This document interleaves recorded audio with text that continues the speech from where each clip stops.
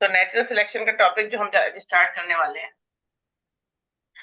In this topic we are going to observe the different points what were given by the different scientists when they were making research on evolution and natural selection. तो theory of evolution में सबसे पहली बात जो उन्होंने सामने रखी है डार्विन और अल्फ्रेड रसेल का, उन्होंने साथ में ही एक पेपर पब्लिश किया था कि तो दोनों की रिसर्च एक ही रिलेटेड थी। नेचुरल सिलेक्शन क्या होती है, एवोल्यूशन क्या होती है। अल्फ्रेड रसेल वेलास और डार्विन, चार्ल्स डार्विन, इन दोनों ने रिसर्च करने के बाद एक पेपर पब्लिश किया। और उस पेपर का जो पहला पॉइंट था वो ये था कि स्लाइटली वेरिएशन हर चीज में होती है पॉपुलेशन में, चाहे वो ह्यूमन है, चाहे वो एनिमल है, चाहे वो प्लांट है, चाहे वो कैट है, चाहे वो डॉग है, कोई भी चीज है, उन सबके बीच में थोड़ी थोड़ी वेरिएशन होती है, वो जिससे चेंज होते हैं। और उन चेंजेस में सिर्फ वो एनिमल, वो प्लांट, वो चीजें सरवाइव करने के काबिल होती है जो चेंज की वजह से उनको वहां पे एडवांटेज मिल रहा है अपने पर्टिकुलर एनवायरनमेंट। अब उन्होंने एग्जांपल यहाँ पे क्या दिया, इफ द क्लाइमेट और food supply changes, individual with some of these variation may be more able to survive than other.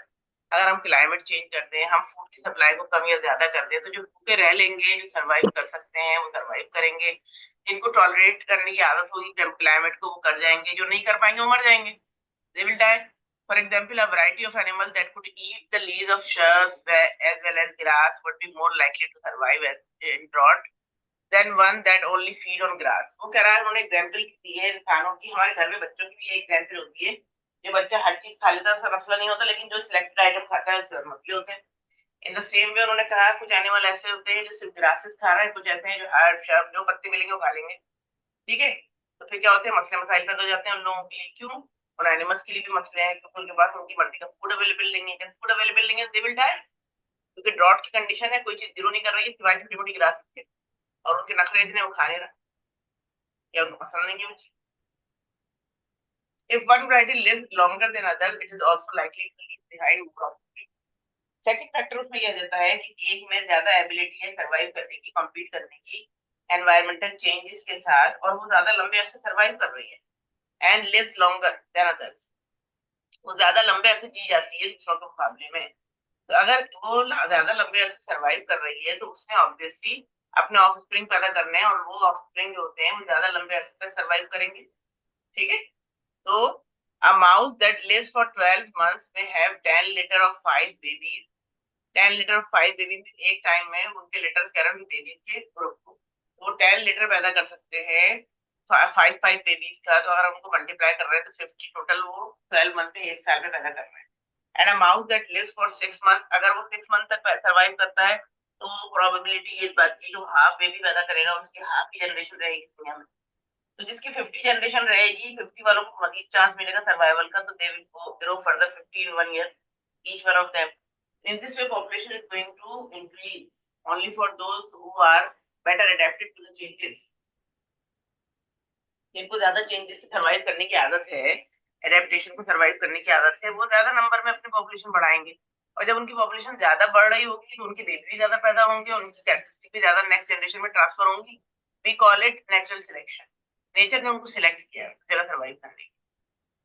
If some of the offspring inherit allele responsible for the variation that help the parent survive better, they will also live longer and have more offspring. अब वो जो उनके baby पैदा हुए थे, उनके litres पैदा हुए थे, उनमें से कुछ ऐसे हैं जो मर गए, कुछ सारे नहीं सर्वाइव करेंगे, तो जाहिर बात है सेक्सुअल रिप्रोडक्शन हो रही है तो वेरिएशन आएगी।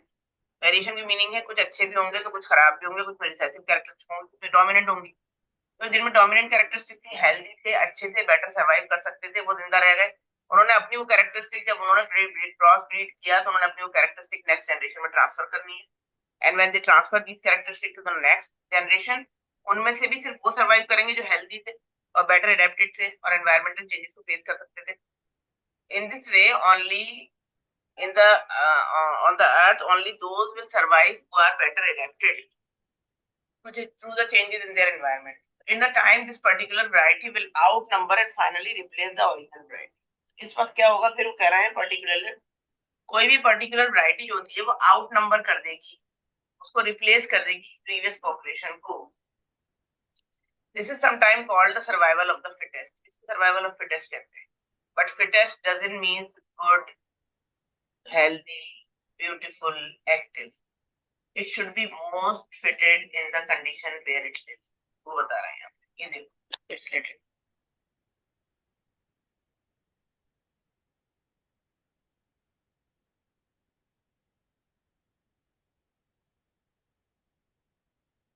right? Then Thomas Malthus, 1798, suggested that increase in the size of human population would overtake the rate of food production. Obviously, in the animals, when the plants, when the human will grow and their population will increase, what will happen? Their number, the food shortage. Ultimately, they will have a shortage of food. Ji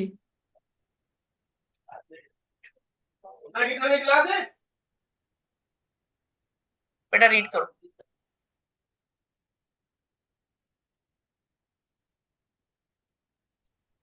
He predicted that the number of people would eventually be regulated by famine, disease, or war. When Darwin read the Malthus essay, he applied his principle to other population of living organisms. He observed that animals and plants produce far more offspring than can possibly survive to maturity. उन्होंने ये कहा कि animal हो या plant हो, वो अपने इतने ज्यादा बेबी पैदा करते हैं जिनमें से कुछ ही सरवाइव करते हैं और मेजोरिटी की एज पे पहुंचते हैं, बाकी अदर्स विल डाई. तो जो सरवाइव कर गए और उन्होंने सरवाइव कर लिया, तो there must be a struggle और सर्वाइवल. तो उसने कहा उनको बहुत सारी चीजों से कम्पीट करना पड़ गया होगा.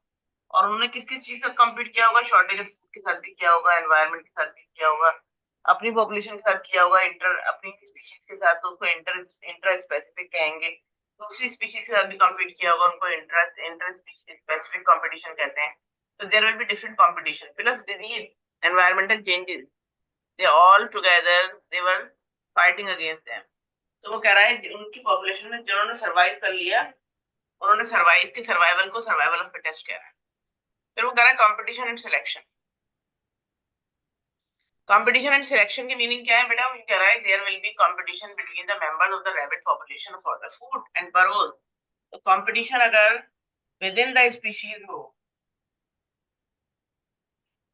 विदिन स्पीशीज होती है अगर competition, means cat with cat, dog with dog, तो we call it intra specific.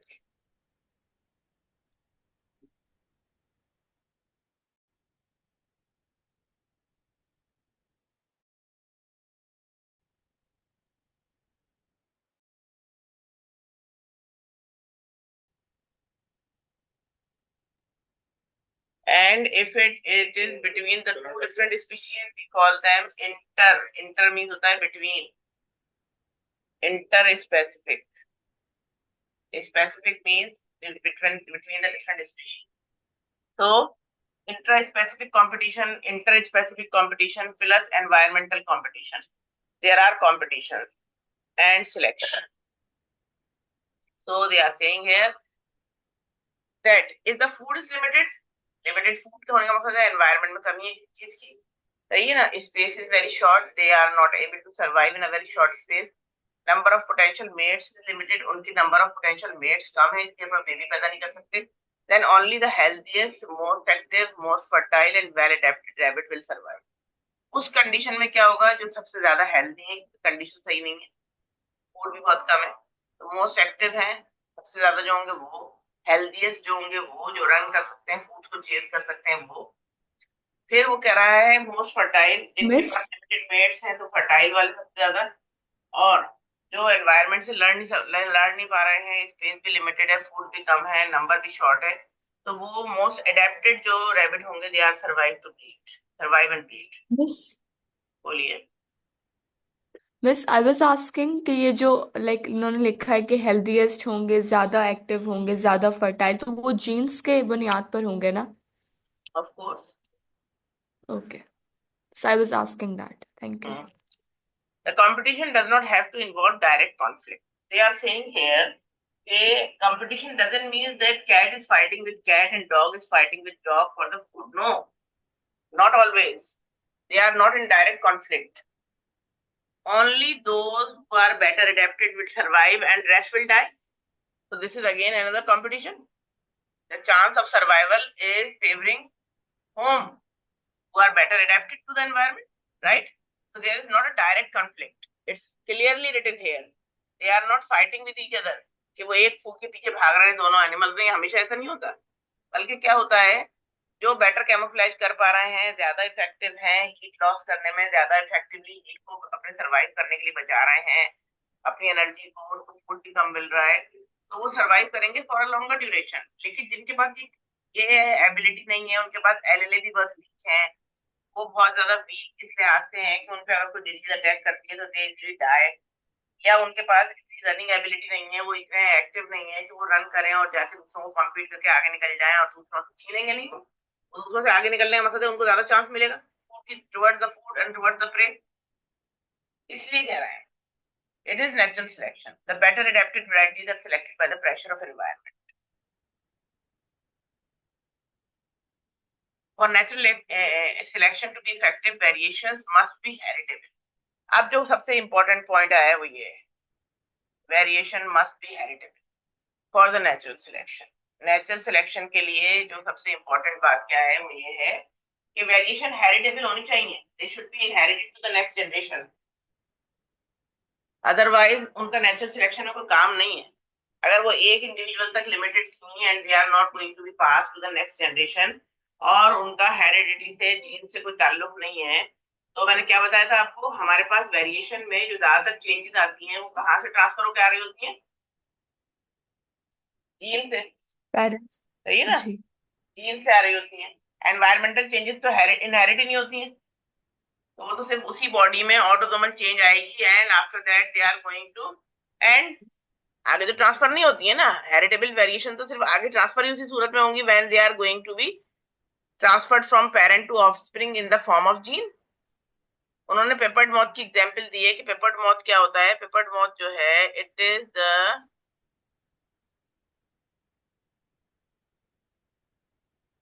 Insect है, मॉथ है, कि उसके अंदर उन्होंने कहा कि उसमें फ्लैक्स की तरह स्पेकल, ब्लैक पेपर की तरह स्पेकल्ड पैचेस पड़े होते हैं ब्लैक कलर के, तो वो ग्रे लगता है, वो व्हाइट पे जब ब्लैक ब्लैक स्पॉट डालते हो आप तो वो ग्रे कलर का लग सकता है। तो इंग्लैंड में कह रहे हैं उनकी पॉपुलेशन बहुत ज्यादा बढ़ रही है ब्लैक वालों की, और ग्रे वाले जो हैं उनको ज्यादा चांस इसलिए मिल रहा है सर्वाइवल का, क्योंकि जैसे जैसे पॉल्यूशन बढ़ रही है, you can see here, hmm. जैसे जैसे पॉल्यूशन बढ़ेगी what will happen, the environment is going to become grey due to the smoke, और एनवायरमेंटल चेंजेस आ रही हैं।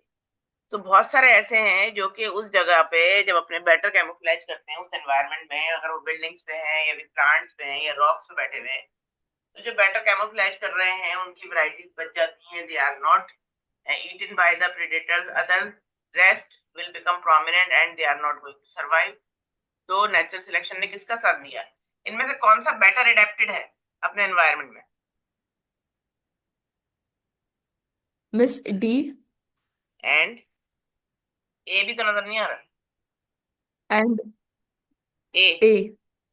अब बी और सी देखोगे तो वो जी कंट्रास्ट हो रहा है मिस। अपने environment, can you see, they are very prominent. Ji.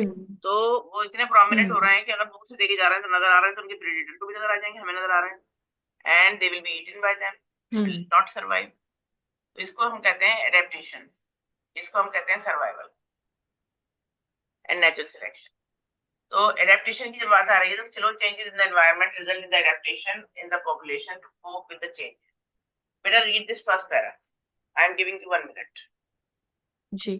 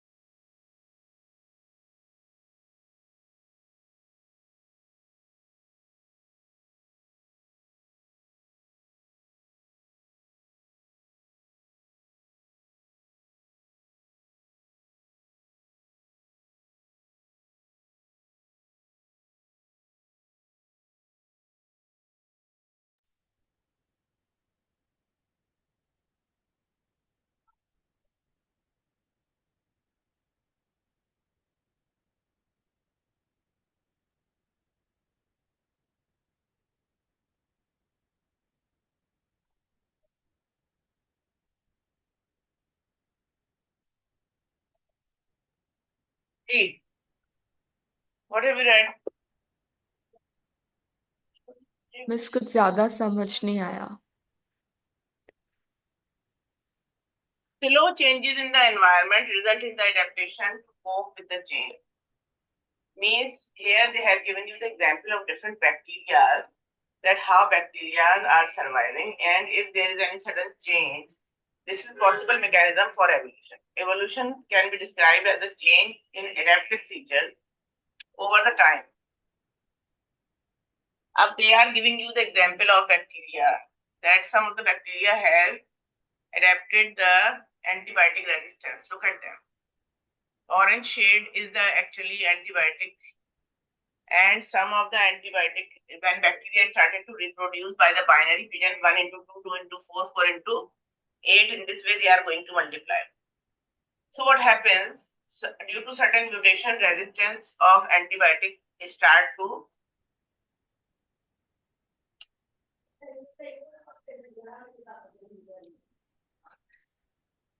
take place in the bacteria.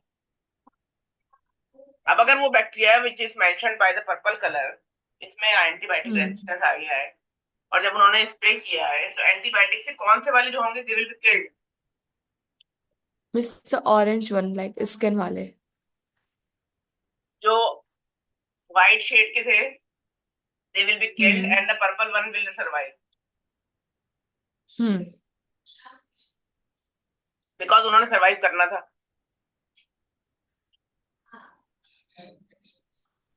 उनमें रेजिस्टेंस की जीन थी. When these bacteria survive, they are going to rule the world. क्यों? इन्होंने ही आगे अपनी नेक्स्ट जीन जनरेशन में अपनी जीन पास करनी है, और वो जीन जो है उनको रेजिस्टेंट बना रही है. एनवायरमेंट में जब स्प्रे किए जा रहे हैं एंटीबायोटिक, तो दे विल नॉट डाई. तो उनका दुश्मन कौन हो गया? एंटीबायोटिक हो गई.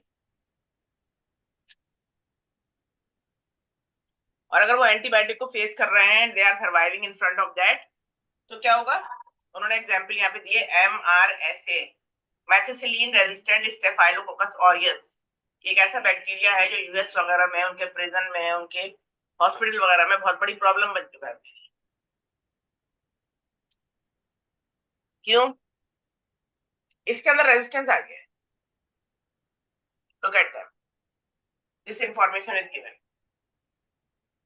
because they are unable to treat them, because they are not killing by the help of any antibiotic. तो स्टेफाइलोकोकस ऑरियस जो है बहुत कॉमन है, और it lives harmlessly on the skin. Sometime causing mild infection, it becomes dangerous if there is a break in the skin. Skin पे कोई cut लग जाए, कोई इंजरी हो जाए, कोई मसला हो जाए, तो वहां पे उस वक्त ये बहुत ज्यादा डेंजरस हो जाता है. वैसे ही बिल्कुल ही स्किन पे रहता है.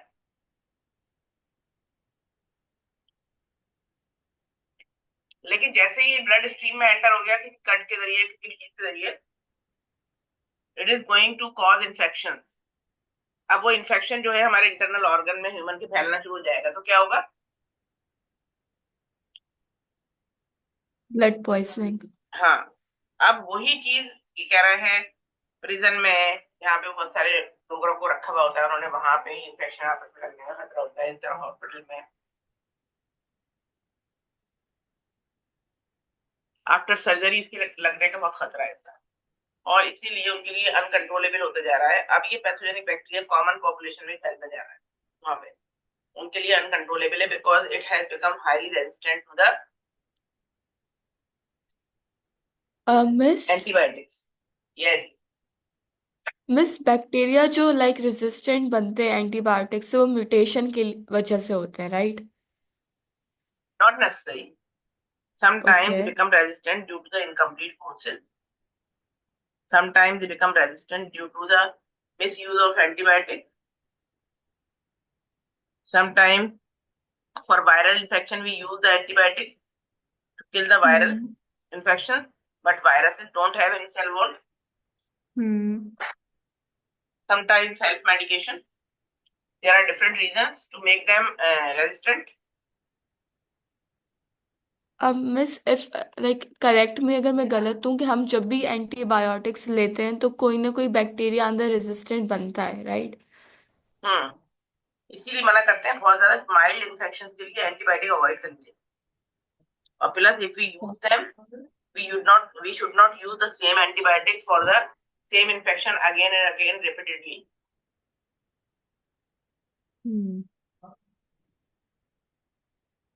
because some of the antibiotic they kill the bacteria, but some of them they just stop their growth. So if we are using bacteriostatic antibiotic, bacteriostatic उनको कहते हैं जो स्टॉप कर देती है बैक्टीरिया की ग्रोथ को, वो बैक्टीरियोसाइडल नहीं होती है, बैक्टीरिया को किल नहीं कर रही। तो क्या हुआ, उन्होंने ग्रोथ स्टॉप की थी, हमने कोर्स इनकम्प्लीट छोड़ दिया, then what will happen, they will start growing and they will be much stronger than the previous times. Understood?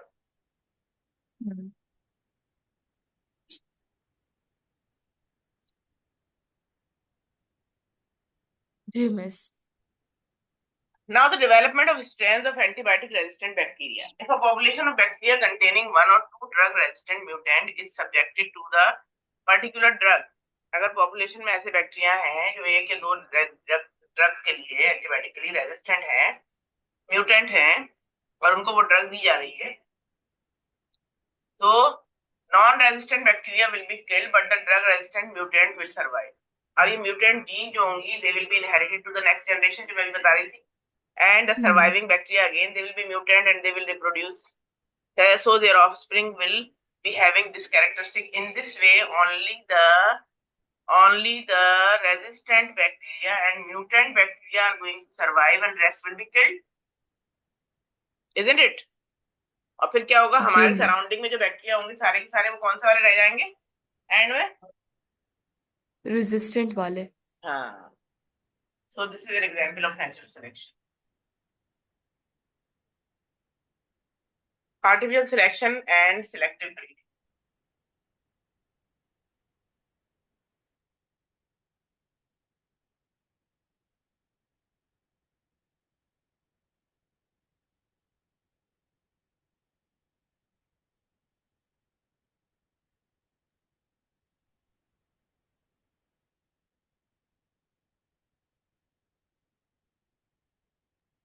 Ji, artificial selection or selective breeding.